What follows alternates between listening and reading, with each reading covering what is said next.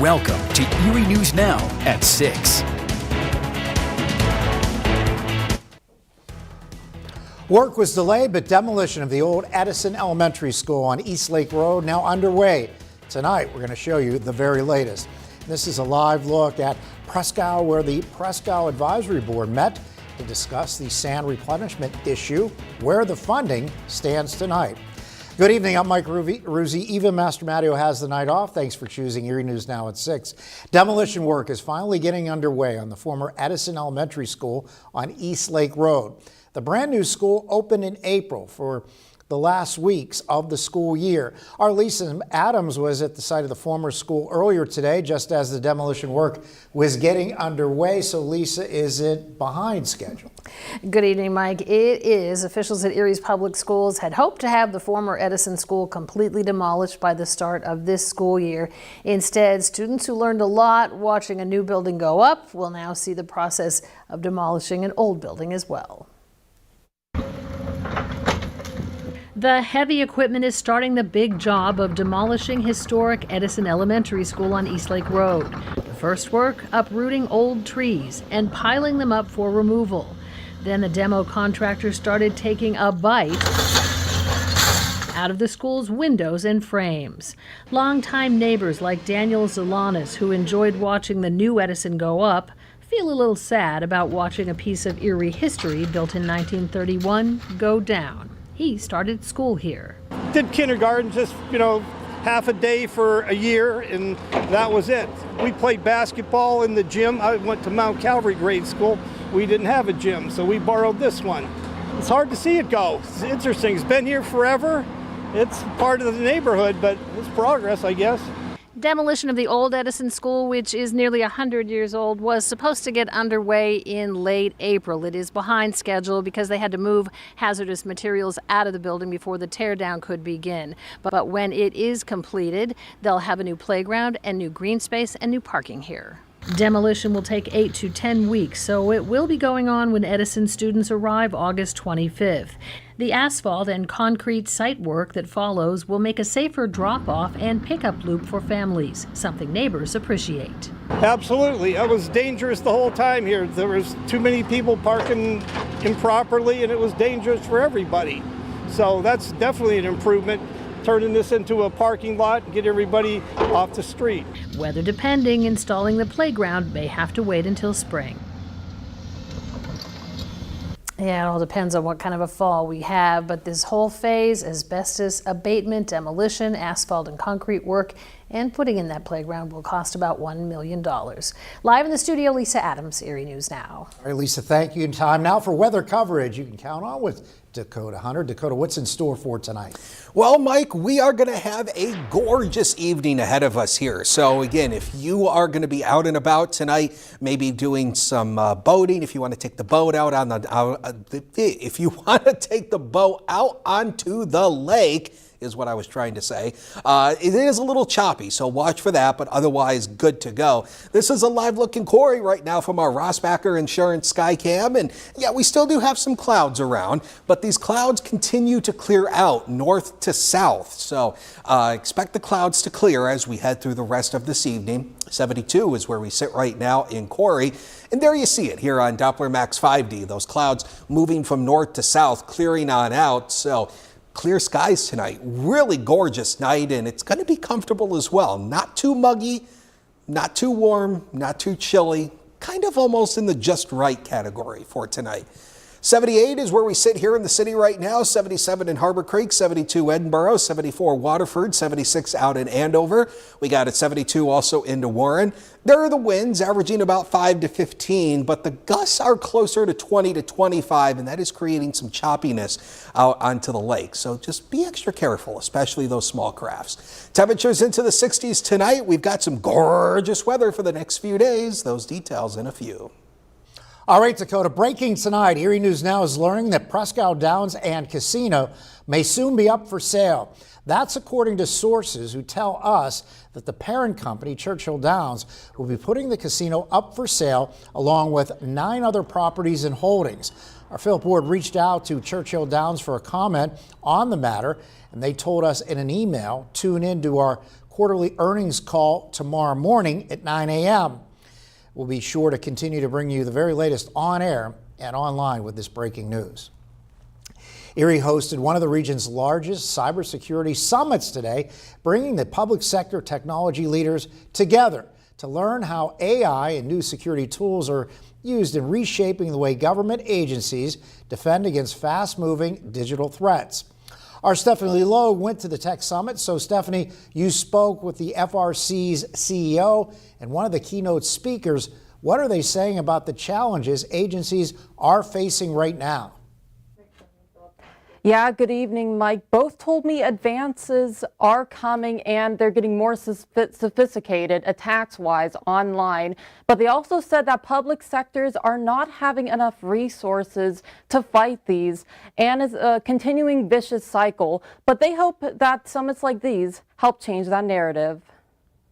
At the Bayfront Convention Center, hundreds of government IT leaders are here to learn about how to strengthen critical services as cyber threats accelerate and artificial intelligence becomes central to modern defense. Many public sector agencies simply don't have the funding or resources to match the threat. Jeremy Young, the CEO of FRC, shares agencies are now being pushed to adapt more quickly as cyber attacks grow more aggressive and complex. There's bad actors everywhere. They're getting faster, they're getting better at what they're trying to do and what they're trying to get. And the public sector, it's always a challenge just because sometimes the budgets aren't there to support it. There's not enough information there for them to make decisions, to make the best decisions in order to help these environments. Here at the FRC Tech Summit, experts are breaking down the biggest cybersecurity challenges, from AI-driven threats to resilience gaps, but also finding real solutions that agencies can use to strengthen their defenses right now. Guest speaker Christy Carroll says artificial intelligence is becoming essential for public sector security. Humans cannot do that. They don't have the speed to do it. They cannot be scaled appropriately to do it. AI never gets tired, never gets bored, and has the ability to look at everything, correlate that data, and then prioritize it for the analyst to focus on. And as they continue these summits, they hope to educate and build a stronger cybersecurity community in order to stop these vicious attacks. Reporting live in the newsroom, Stephanie Logue, Erie News Now. Erie News Now Gas Tracker, brought to you by Off-Road Express. Time now to look at our gas tracker. The cheapest we're seeing right now is the Citgo in Edinboro at $3.99. Otherwise, the next best price, $4.09. You can find that at the Citgo in Waterford, the Sheets on Perry Highway, or the Speed Check on West 26th. Still to come tonight, as everyone is enjoying Presque Isle this summer, do we have enough sand to keep everyone happy? Hear about the advisory board's meeting today. That's coming up next on Erie News Now at 6.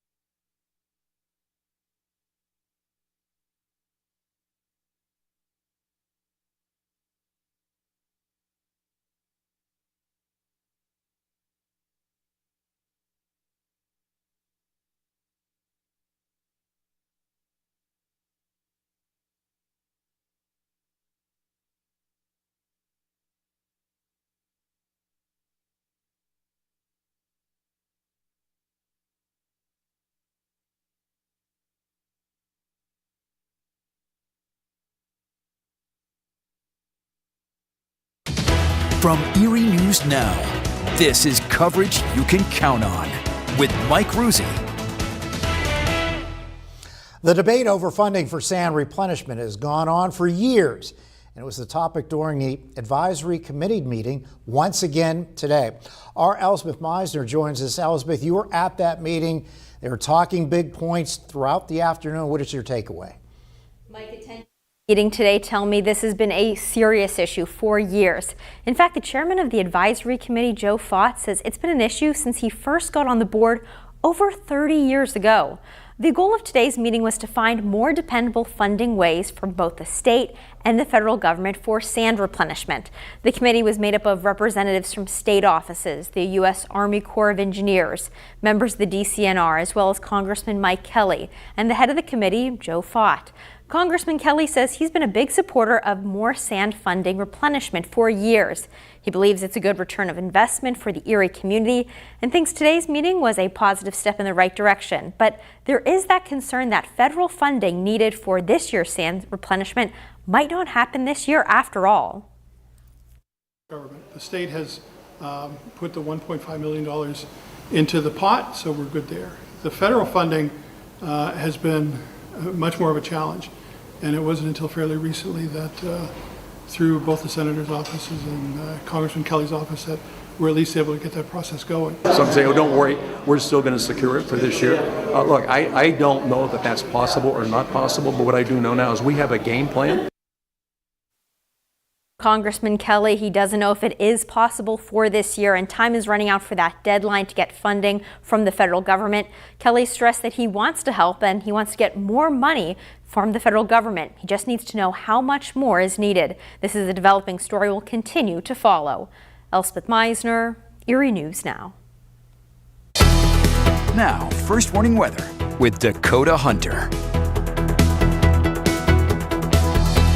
Alrighty, folks, we are in good shape tonight. If you are going to be heading out and about or maybe enjoying a little dinner outside, good night for it. AHN St. Vincent Skycam for you, 78 as we sit right now with a west-northwest breeze of 9 miles per hour. Still a little breezy, creating some choppiness out onto the lake. So like I had talked about earlier, if you're going to be out onto the water tonight, just use a little extra caution, especially the small crafts.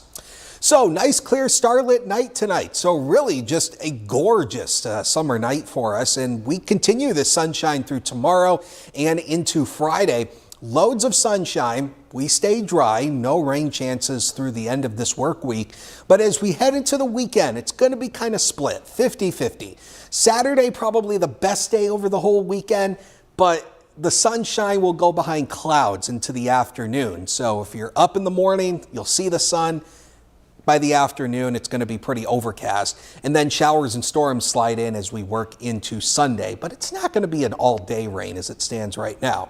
But of course, the clear skies will give us a great look at the buck moon tonight. Best viewing just after sunset, a little after 8:30 tonight. So again, if you happen to get that picture of the full moon, send it to us via that Erie Weather app. We'd love to see it. And again, my challenge to you is for the 11 o'clock tonight, you send me a picture, I'll try my best to get it on the air for 11 o'clock. But if I get 100 pictures of the moon, I can't show all 100. But again, I will have to pick and choose, put all the names in a hat, I guess, and just draw, I guess. All right, Doppler Max 5D Storm Spotter Radar powered by LECOM is quiet locally, but there is some big active weather ongoing across Albany, New York here. A pretty stationary low pressure area sits here across Albany that has been producing a lot of flash flooding problems. As a matter of fact, Albany has broken their daily record rainfall for July 29th, the 5.81 inches. That's since midnight, remember. That means that today would go down as the second top 5 wettest single days on record in Albany. And notice how a lot of these have occurred in August. That's due to dying tropical systems moving up the upstate New York region. Again, there's your reminder. Get the app powered by Rainbow Restorations if you don't have it yet. Clearing skies tonight. Quiet. just a really nice summer night. We just keep this going all the way through Friday. And again, the weekend split here. So let's show that to you here. A little bit more cloud cover as we head through the day, Saturday afternoon. Few scattered showers and storms Sunday. Not an all-day rain, probably more of an afternoon issue. But notice temperatures mild to start August with temperatures into the 80s. All right, Dakota, let's take a live look in Latrobe, Pennsylvania, where our John Leidick and Chris Soule have spent the last 2 days checking in with the Steelers and talking to fans.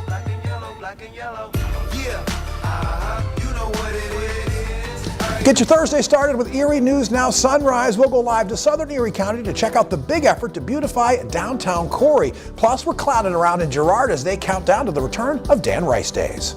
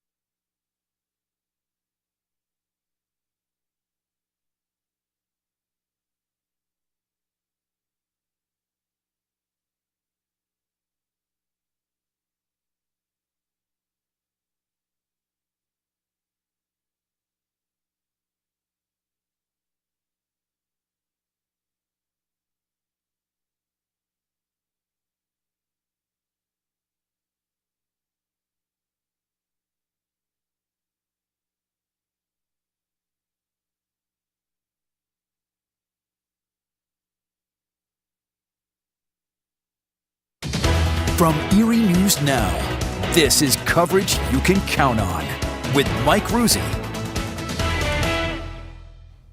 And for the first time under new head coach Mike McCarthy, the Pittsburgh Steelers held their initial practice session at St. Vincent College in Latrobe. And for the second straight day, our team of Chris Soule and John Leidick made the long-distance trip to covering the opening practice session. They join us live right now. Good evening, gentlemen.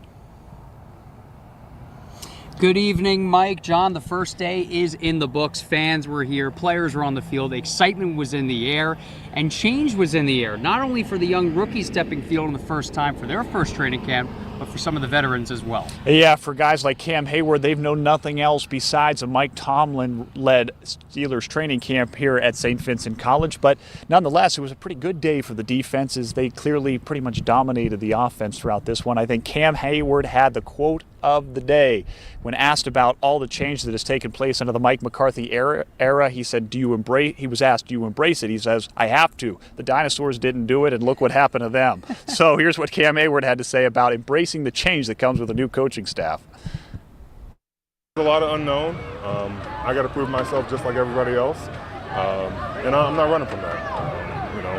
Good players, they deal with change. They're able to adapt and stay flexible, and I'm looking forward to trying that. And John, speaking of the defense and change, Patrick Rand comes in as the defensive coordinator. We've talked about potentially shuffling the linebacking core and the defensive front as well. A lot of change on the offense, but also on the defense. Yeah, very open and honest assessment by Patrick Queen here today, saying last season wasn't his best season, but he's liked what this new defensive scheme has brought. He's looking forward to maybe the different options they'll have as a unit as they try to find a solution to become, once again, one of the top units in the league. Throwing a lot of different things out there, but it's all stuff that makes sense and all stuff that he's like focused, homing in on the details and making sure everybody understands that this is why we're doing it. Just making sure every guy understands their job and why the guy on side of them is doing their job. And just making sure we all understand what everybody on the defense is doing. It'll be t-shirts, shorts, and helmets for the rest of the week, but Pat McAfee will be here Monday as the Steelers will suit up in full pads with no tackling, however, next Monday. But for now, in Latrobe, for John Leidick, I'm Chris Soule. Mike, back to you. All right, guys, thanks so much. It's time now for the question of the day, and it's all about chicken wings. It is National Chicken Wing Day, and it's time to pick a side. Are you Team Ranch or Team Blue Cheese? Scan the QR code on your screen or go to erienewsnow.com/question to cast your vote. Final results tonight on Erie News Now at 7. It is a rare discovery at a local sports card shop, one that's worth up to $50,000. We'll tell you about the incredible moment when it was found coming up.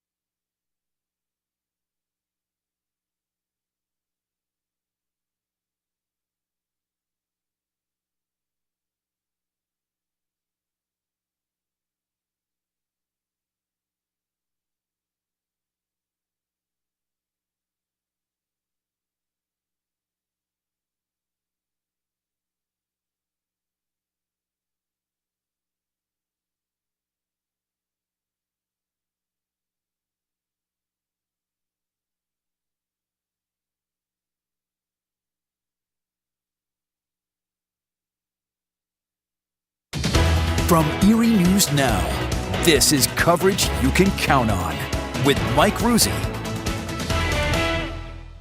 A local sports card shop is celebrating an incredibly rare find. This week, while conducting what's known as a card break on video and Facebook, Kidham Sports Card pulled a very rare baseball card. The card is a golden Logo Man patch redemption card of Nick Kurtz from the Athletics. The owner of Kidham's tells us there are only 4 of these cards in the entire world, estimated to be anywhere from $25,000 to $50,000. A total of 30 people signed up for the card break. Each person receives all the cards from the specific team they are assigned. Dave Bell was assigned the athletics and will now take home the rare card. Just cool to watch, and maybe if you watch our videos and just the breaks and stuff, see some of the cool stuff that gets pulled. So yeah, hopefully it gets more people into the hobby. And we're told the card's owner plans on taking it to the National Sports Cards Convention in Chicago tomorrow to find out just much he can get for that card. When we come back, we're going to take a look at some of the stories coming up on Erie News Now at 7 and 11, including why public health care is the center of conversations in our nation's capital. We'll be right back.